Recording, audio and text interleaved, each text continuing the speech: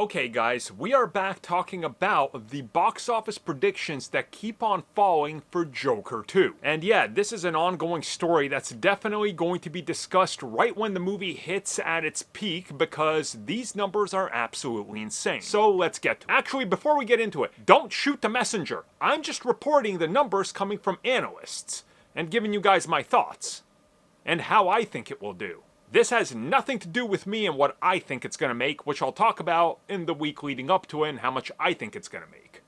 Like always.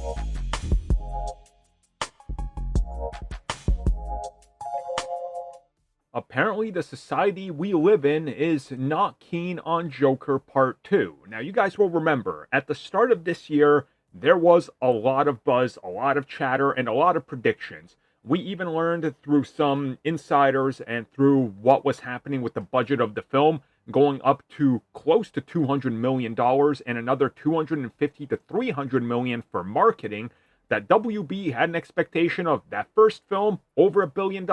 Nonsense. We're going after $2 billion. Well, the closer we get to the film, the more we keep seeing that this might just not be within reach.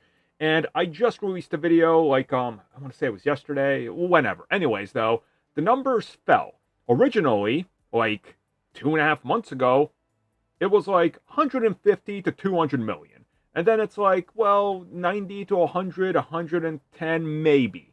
But now numbers across the industry are falling, and they're falling at a rate that I don't think anybody saw. Because right now, the film is expected to open with $70 million on the low end and 75 to 80 on the high end.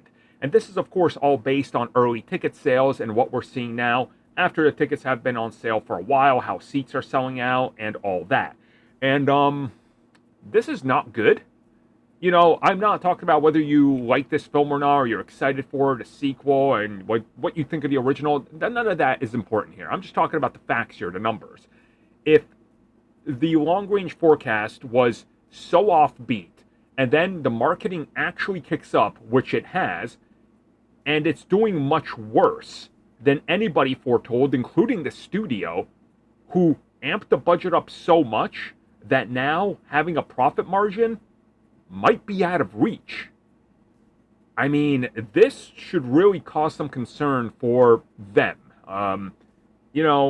Obviously, the jury's still out, the film's got to come out, and then we're going to know what happens, right? That's obviously what happens. It can overperform, it can underperform, we don't know.